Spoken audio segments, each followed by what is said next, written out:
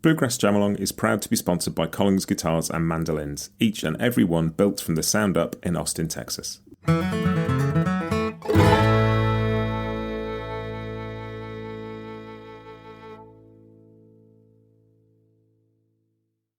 Hi, this is Matt, and you're listening to Bluegrass Jam Along, the podcast for anyone and everyone who loves bluegrass.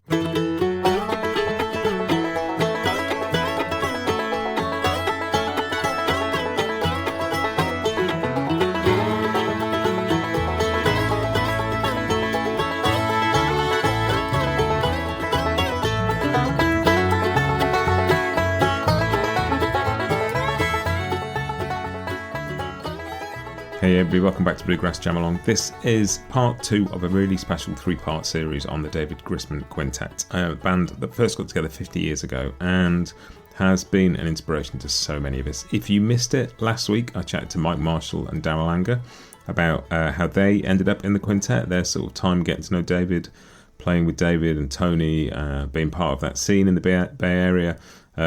Fascinating chats. Do go back and listen to that. But today, my guest is Todd Phillips, who started out as the mandolin player in the quintet and then transitioned to being the bass player. And we'll talk about that, how that all happened.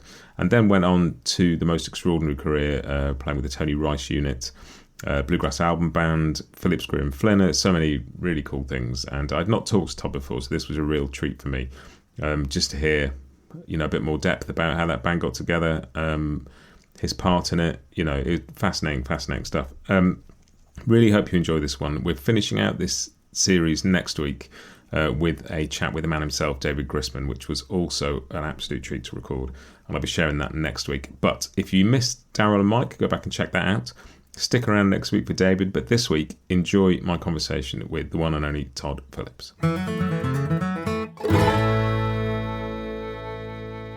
My guest on Bluegrass Jam Along for this episode is Todd Phillips, and you will know Todd from the work he's done with the Tony Rice unit, with the Bluegrass album band, Psychograss, Newgrange, Phillips, Grier and Flinner. Amazing bass playing on many, many records. But I'm really excited because we're going to have a chat today about the band he was in with David Grisman, the David Grisman Quintet, which he did not start out as the bass player in, and we'll find out about that in a minute. Todd, it's great to have you here. Thank you. Thanks for having me on. That David Grisman Quintet sort of that first got together in 1975 and then had a remarkable few years.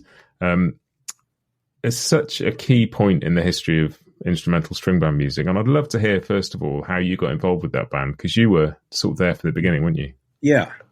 I was in a bluegrass band in the Bay Area, San Francisco Bay Area. And I was playing bass, but I was getting interested in the mandolin. And I heard about David teaching a little group class up in Sausalito, California. So I looked him up. I went to the class, and I think I probably went to about 2 of them.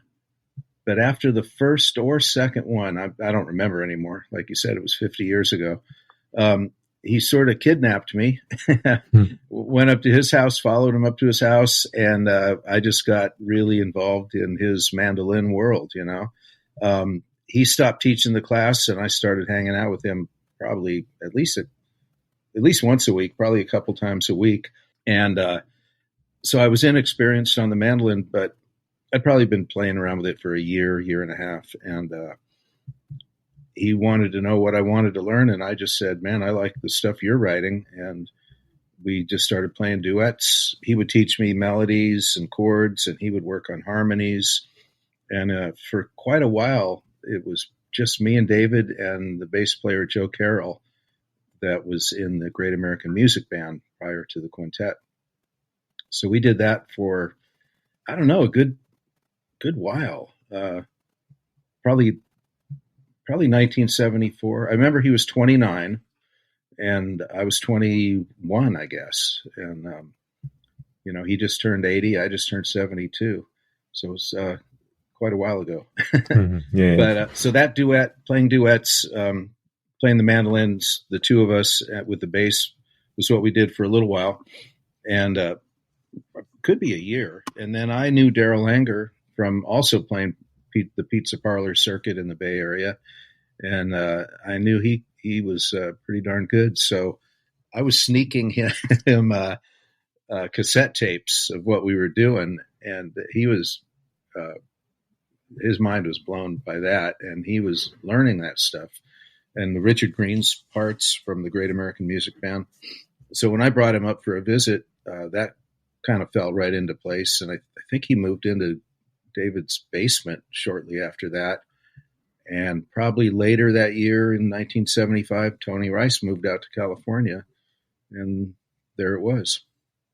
And that's sort of really interesting that it started as a mandolin duet, because it is unusual for a band to have two mandolins in, but it makes total sense if it grew out of you two just playing together in the first place, that it would end up that way, to the point where it became such a feature of the sound that when you shifted to bass and my Marshall drums, you kept the two mandolins. But it's an interesting sound, isn't it? There's a lot of work to be done when you're playing the same instrument as somebody to sort of not get in the way of each other. Exactly, yeah. And, I think from a bass player's perspective, it was kind of a good thing to be a clean slate on the mandolin in a way. I wasn't influenced by years of experience, which could be a good thing or a bad thing. But I did mold my parts around David. I played them like in a supportive sort of role, like a bass player would listen and try to support something. So like you said, if David would go up the neck, I would go down to the low end of the neck. If he was playing a bunch of, his syncopated rhythm, I would go to a straight chop. Or sometimes we joined each other with two different voicings, and I thought of it almost as like a horn section, punctuation together. Mm-hmm. And so instead of like a 3-note mandolin chord, 3 or 4, we would have a 6 or 8 notes in a chord. And it's something that I'd never heard before. And in some ways it was subtle, but in another way it really made it completely unique. Yeah, and particularly some of those tunes where there's, mandolin harmonies as well, and a track like Dog's Ball, which is really sort of fast moving and, syncopated. Yeah. And that's it's just such a strong sound. And the thought that you'd probably not been playing mandolin for that long. And when you listen to the recording of that's on the Live in Dog's Living Room album that came out a while ago, and that's 1975. Yeah. That's so tight and so together, and those harmonies just sort of pop out. Yeah. It must have been quite an education on the mandolin to have to not only learn to play to that level, but also to learn to be really adaptable at the same time. Yeah. Well, I grew up playing rock and roll as a little kid. I played a Fender bass from the ages of 11 to 18. Then I switched to upright. So I listened to a lot of different stuff. I wasn't, my view of music wasn't narrowed to just one thing. And David's like that. And, we listened to a lot of records too, and a lot of different types of music. He opened my eyes to a lot of other kind of stuff, even classical string quartets and everything. And so I don't know how to describe it, but yeah, we weren't narrow-minded at all. And we did, like I said, work on everything as just the two of us primarily. A lot of times just the two of us, and a lot of times with just adding only a bass. We did all that work up front. So we were fairly tight that way. And then when Tony joined, we got tightened again because he came right out of J.D. Crow's band. And we rehearsed a lot, either just the two of us or as a trio, and then a quartet with Darol, and then as a quintet with Tony. So we went through stages of development, and we didn't have anything against getting together every day to rehearse. Yeah, and you can hear it. It's clearly there, even in those early live tapes. That it's there's an element where you can hear that you're working things out and you're working towards stuff, but it's a very involved sound. And one of the things that's really fascinating about it, it came out when I talked to Mike and Darol, was just that sense of things being a bit more orchestrated than in a regular string band. When you've got that kind of constant bluegrass churn, there's a more thoughtful approach to people sitting out sections or building things or bringing textures in and out. And was that there from the beginning with the two mandolins? Well, I think that was there even in the Great American Music Band prior to the quintet. Richard Green was in that band, John Carlini, and some of those arrangements kind of were handed over to the quintet from that band. But you're right. I mean, the way David, some of his pieces, the big opuses, like Thailand or Dog's Rag, there's, I just call it stripes when when people play like a bluegrass instrumental, A, B, A, B, A, B, A, B, A, B, and then stop. That's it. David's stuff kind of takes you somewhere. There was special sections designed for one solo, and then a section designed that fit, we would bring it all down or break it down to just a few instruments for say a fiddle solo, and then Tony would want more of that bluegrass groove behind his, so he would, we'd do that, but we do it on different levels, not full on all the time. I'm thinking of like Fish Scale. There's a lot of different textures in that, and some of those others like Dog's Rag or Thailand. And did that feel like a really different thing at the time? Was there anybody else playing instrumental string band music like that, or did it feel like you were really breaking new ground? I don't think we were thinking, hey, we're breaking new ground, but I know there was nothing else like it. For us, it was just the life we were living. It's just what we were doing, and we worked on it every day. I don't know. I don't think we were thinking, what can we do that's different? It's just that's, when you get a certain chemistry of people together, and then David kind of at the nucleus of it, that's just what happened.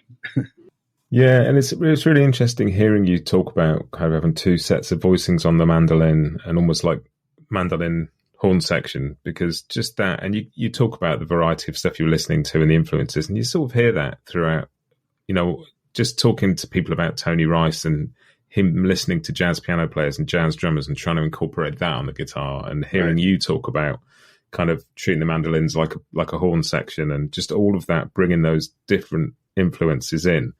It's like it's a string band as we know it, and it's also not a string band as we know it at all. That's a good description. It's familiar, but it's also, it's doing things. And I think in some ways for me, that's why I find this period of the quintet getting together and that the first couple of records really interesting, because it feels like the legacy, if anything, that's left alongside, aside from, original instrumental compositions and all of that being really important, but it's just that sense of arrangement. It's not just here's a tune and some variations. Yeah.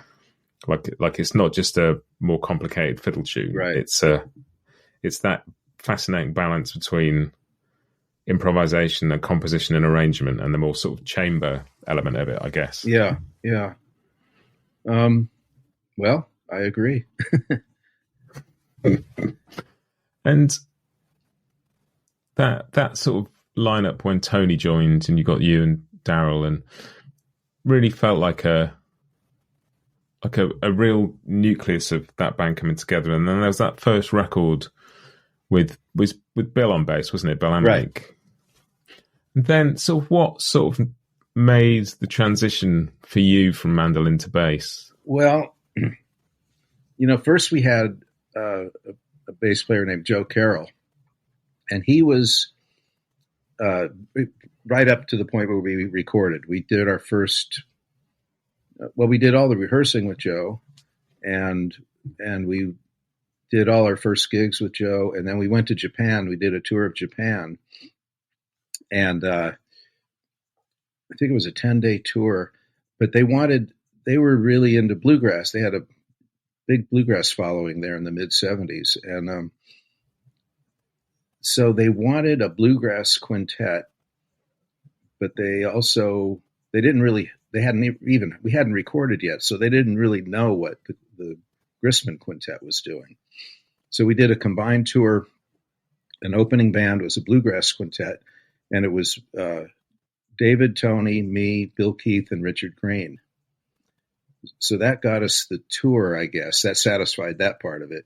But I played bass on that because Joe was a jazz bass player. He really, you know, he couldn't play old Joe Clark, but he could play Lady Be Good, you know. So, and that's kind of a common thing, you know. I keep running into that always through my life, where some players are really great in a complicated setting, or if they have a drummer, but you ask them to play the simplest something in like a foundational kind of role in a bluegrass band, and it just doesn't work. So it's an interesting phenomenon. So we were up against that, and Tony was well aware of that coming out of Crow's band. So he loved Joe for the great notes he could find and play and all that, but it really didn't have that drive. And Bill Amotnik is kind of a similar thing. I mean, he was more forward with a little more aggressive in the bluegrass vein than Joe Carroll. But I guess really it was Tony manipulating what was happening, you know. I mean, just to be honest, he wanted me to play bass, you know, and I'd been playing bass almost my whole life. So, and he knew about Mike Marshall in Florida, and Mike was a kid, man. I think he was about 18 at the time, or 19 maybe. And he got Mike to come out for a visit, and we just did some jamming where, of course, I'd moved over to bass, where I was always more comfortable. Like I said, I was a young mandolin player and really in the deep end, really in over my head. I mean, I think I did okay, but, you know, it was a lot of pressure.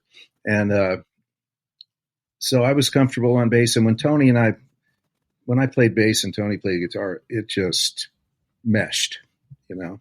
I mean, I think a lot of people would agree you did okay. Listen to that first record. There's some wonderful mandolin playing on that from both of you. But yeah, no, that is really interesting because there's something that string bands do. And it was maybe obvious, but I hadn't thought about it quite in that context, is that idea of learning to handle the rhythm without a drummer. Right. And I guess most jazz bass players just aren't used to that. Yeah, it's not fully their responsibility, you know. And it's not fully a bass player's responsibility in a bluegrass band either. You know, everybody loves to blame the bass player, but boy, if all the elements aren't in a row, if all the gears don't mesh perfectly, I mean, there's nothing any one person can do about it. So you just have to get the right chemistry together. You know, it wasn't comfortable to rearrange the band like that, but I think Tony was happier. I think everybody was happier once we made that switch, you know. We'll be right back with you just after this. Bluegrass Jam Along is proud to be sponsored by Collings Guitars and Mandolins. The Collings team will be bringing a sample of their finely crafted guitars to Bryan Sutton's Blue Ridge Guitar Camp on May 28th through June 1st. Attendees will have the chance to directly compare Collings Standard Series, Traditional Series and Hill Country Series instruments to find their perfect fit amongst the Collings Dreadnought lineup. The incredible faculty includes Bryan Sutton, Julian Large, Jake Worman, Tim Stafford and more, and the event culminates with a guitar celebration concert on Sunday night, June 1st, with tickets available to the public. The concert features performances from the entire faculty, along with bluegrass legends Ricky Skaggs, Dan Tominski and Woody Platt. Find out more at blueridgeguitarcamp.com, and for those not attending, don't forget to follow Collings' Instagram and Facebook profiles that week for updates, photos and more.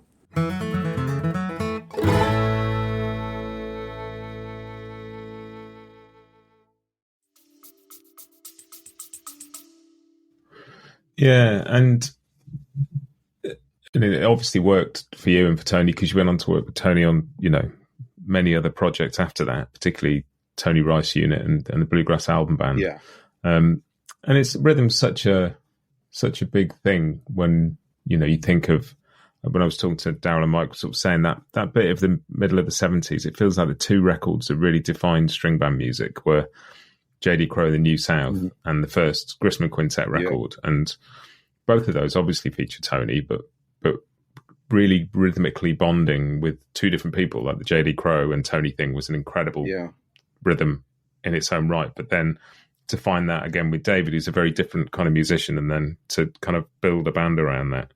Like rhythm is just at the heart of both of those. I think it's just getting like I said, the right chemistry, the right personalities together, because everybody plays their personality. You can, it's similar to the way they drive a car, how constant or aggressive or assertive or careful. And, everybody has their own style. When you get the right group together, like Crow's band there, like you said, it just becomes bigger than the sum of its parts. And I think that happened with the quintet.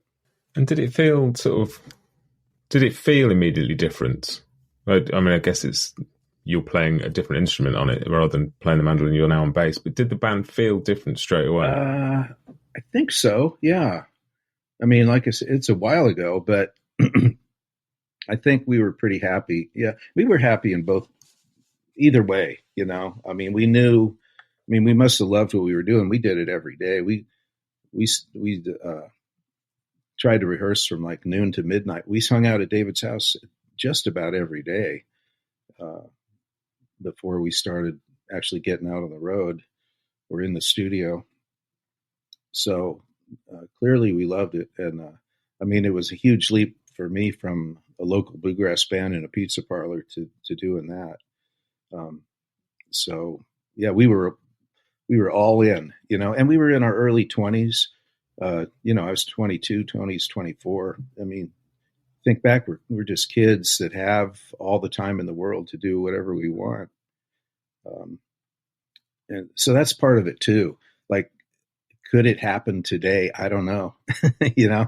We all have a lot more responsibilities and, not as naive or free to do stuff like that. Yeah, and it's interesting you talking about that, because Darol mentioned the same thing, that there was just a long period where you just rehearsed every day but didn't kind of necessarily record or even gig.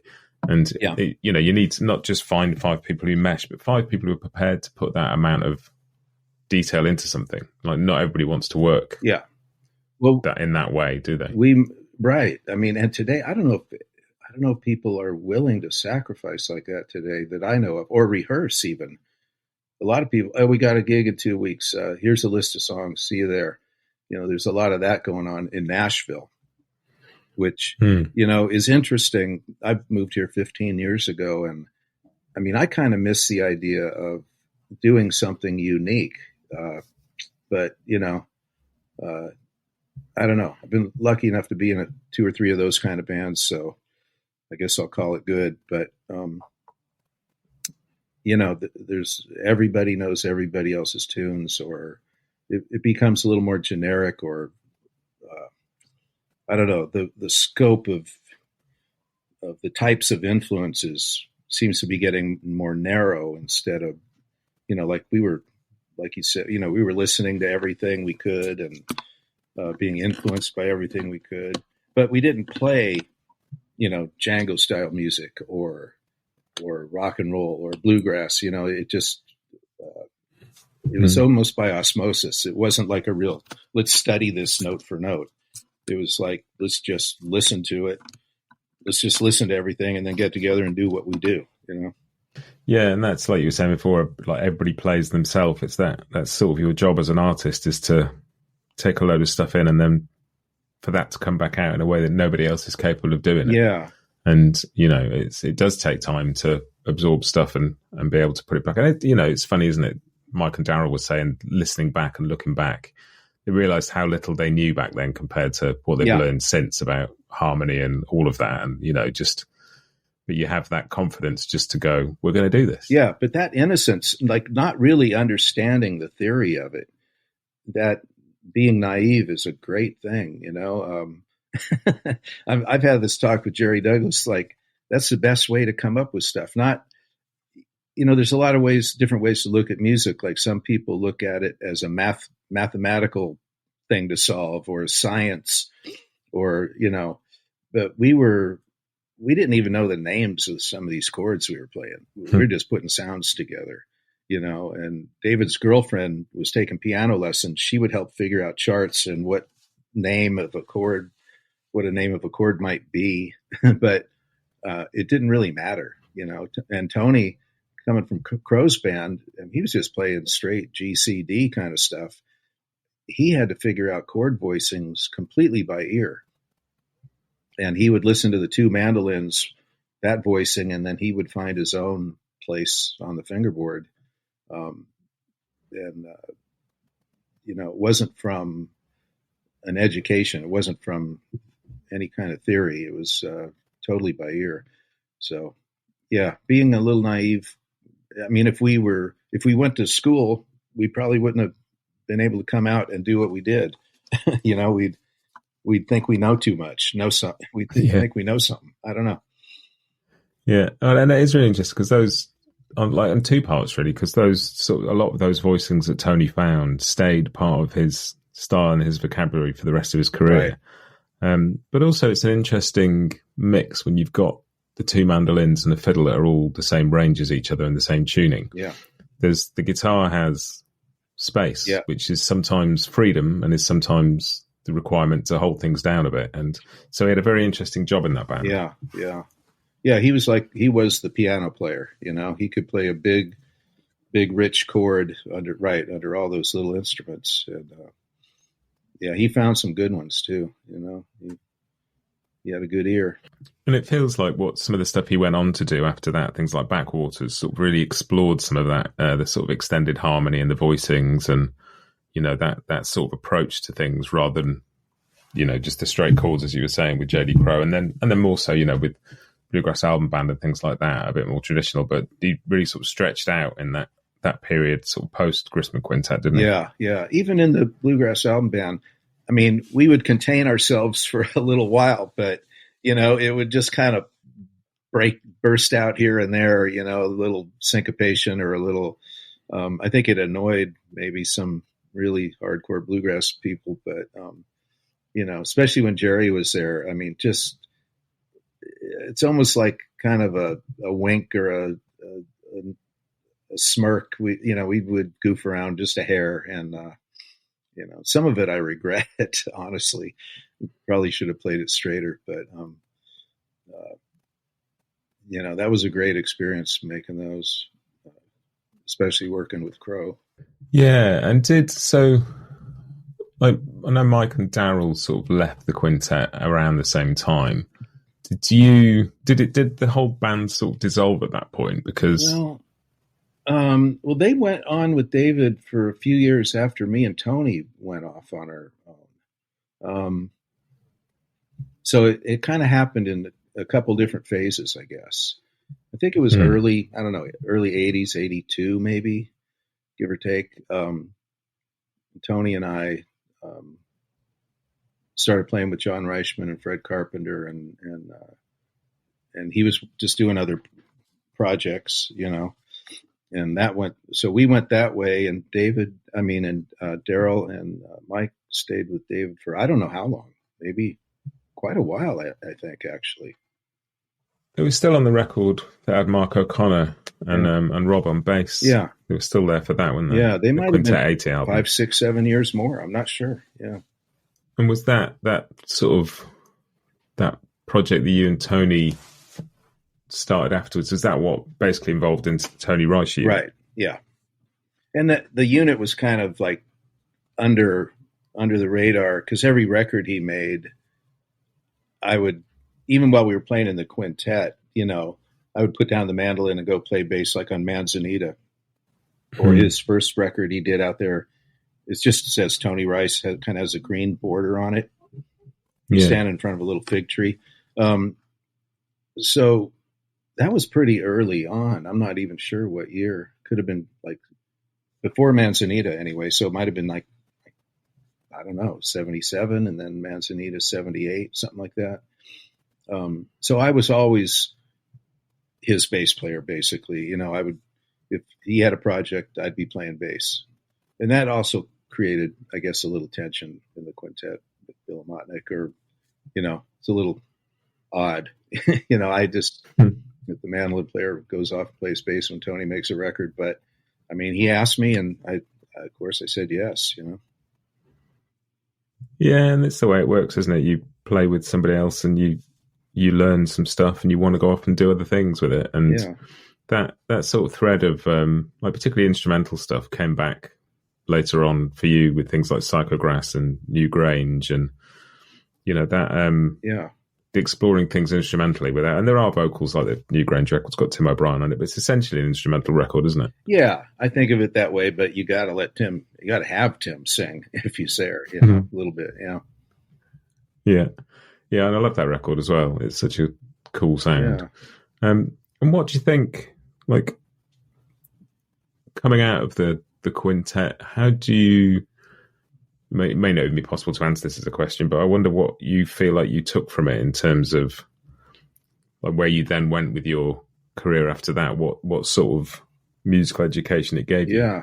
Well, I would never be the same. I had that education and that experience, and I wrote a bunch of stuff too. I made a record called Released.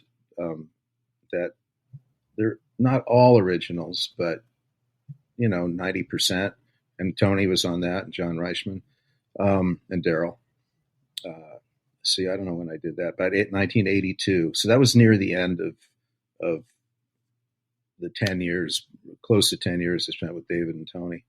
And I mean, I still do the same thing. We made a couple of records called Phillips, Grier and Flinner. Same thing, instrumental stuff. The first one of those is all originals, and then the second one is all covers, anywhere from the Beatles to John Coltrane to Bill Monroe. So, if you put in that much time, of course, you'll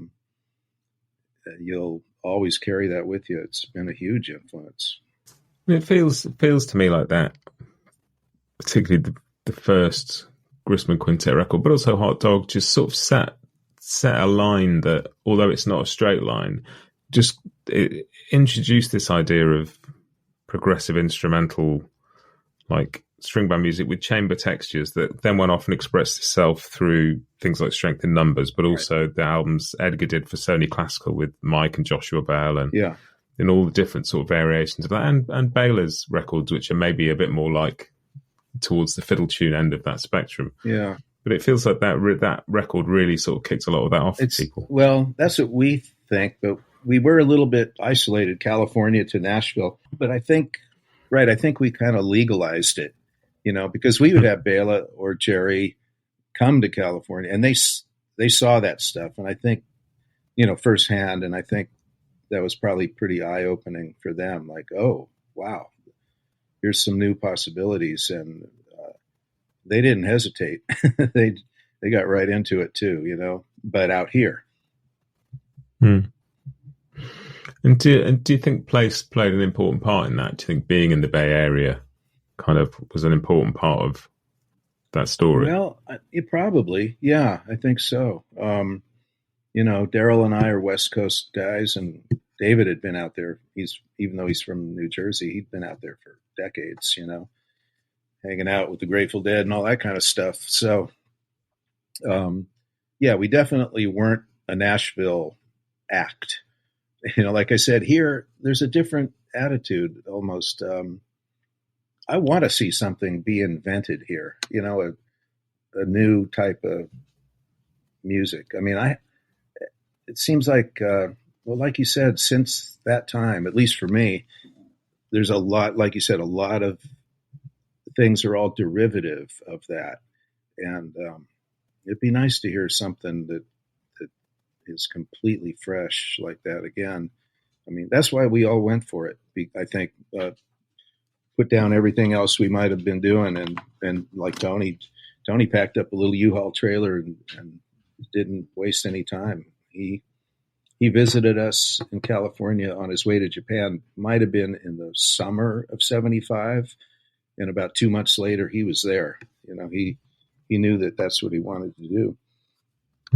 But I guess like we were saying, the age thing, maybe there's younger people that in their early 20s that have the time, but there's a different they take a different road these days. Like they go to the Berklee School of Music first, and I'm sure that's a good education. But I don't know. I wonder if I don't know. We had a unique experience, so they might have had something to do with California. And do you feel like, I definitely get a strong sense that this is like for David, being rooted in something but progressing from it was an important thing. It was important to look back as well as look forward and to know where the music came from, not just where it was going to go. Yeah, I think so. Yeah.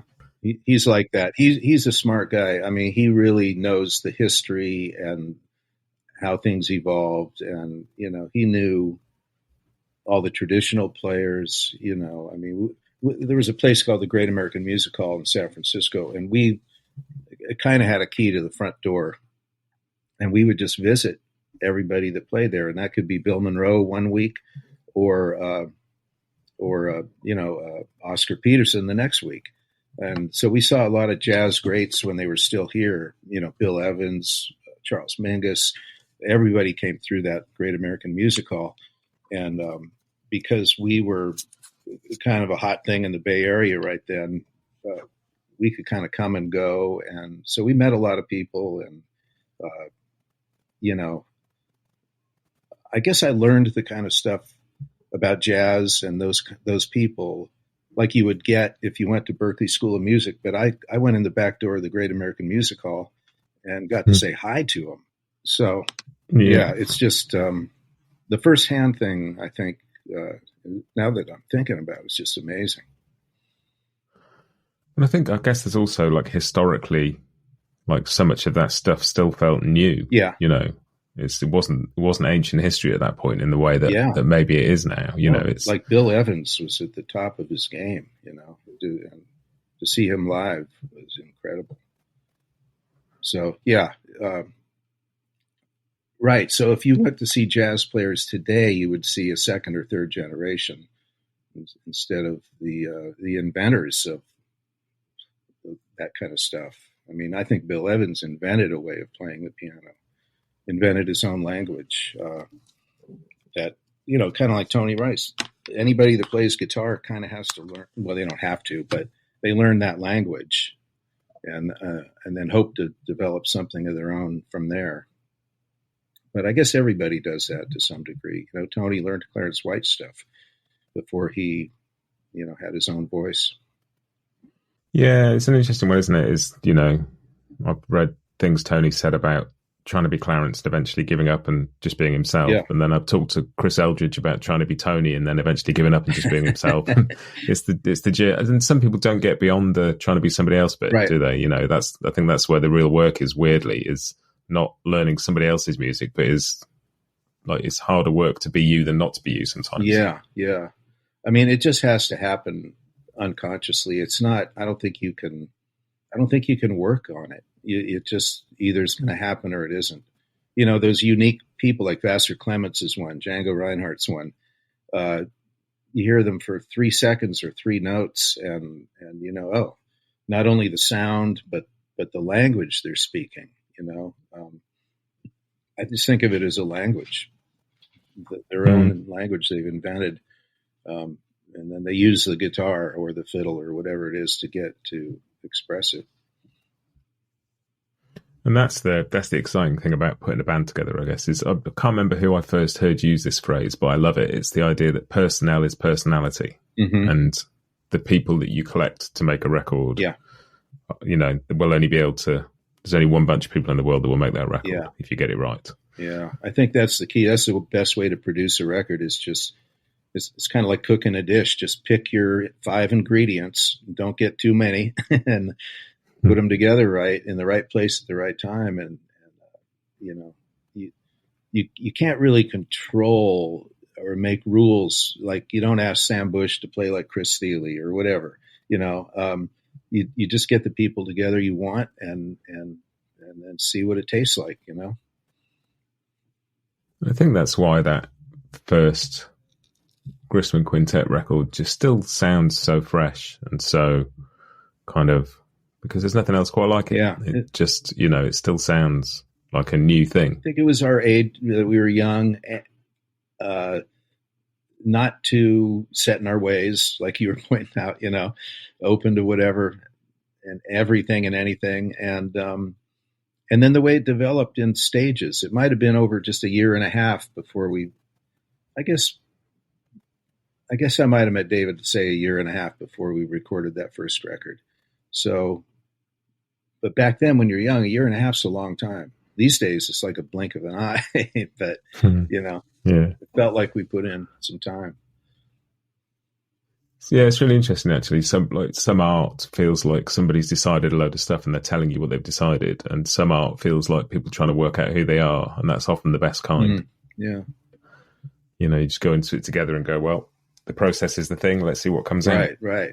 It is the process, and I mean, you can hint, you make suggestions here and there. I mean, we worked and changed and adjusted things, but we also, we were just being ourselves. David allowed us to be ourselves. We had to invent our own place in there and not step on other toes. And we found our places and made the gears mesh, And I think, the testament to that is what then came out of that. You think about the records that Tony went on to make and the records you went on to make, and, Mike and Darol, Turtle Island String Quartet, and then going on to do things like New Grange with you, and just everybody in that band went on and did something that influenced other people and built on that and took it out to different places. And I think that's the legacy of that, isn't it? Is if you pick the right people and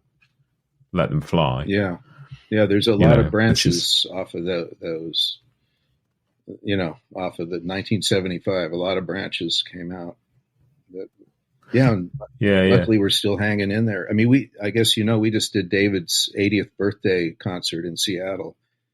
Yeah, that looked like a lot of fun. Yeah, and then we get together and it's kind of like 1975 again. We whooped it. I don't know if you know this, but David wrote new material for me and Darol and Mike, and Sam Grisman got younger players together to play the old stuff, which we probably could have done, in our sleep almost. But we had to learn. David turned it back into 1975 by writing new material for us, and we had to get together and work it out. But really, almost the day of the show. So it would have taken a year in 1975, but we got it together in about a day and a half. But right, it must have been fun to hear other people play those arrangements as well, rather than being in the middle of it. Yeah, it really was. Yeah. You'd hear yourself be quoted a little bit here and there, and then you'd hear them take off and leave you in the dirt. But yeah, it was great. Yeah. Well, it's amazing. Just, it's David's 80th birthday, obviously, and 50 years since that band first got together. And it feels like a nice moment to celebrate it a bit, because I think for so many people, that is a sort of cornerstone of the instrumental string band timeline, certainly for me. And it's been a treat getting to talk to you about it. Thanks for doing this. Yeah. Oh, my pleasure. Thank you for the therapy session. Yeah, I'll send you the bill. Okay. No, it's fun to get together and think back about all that, Thank you.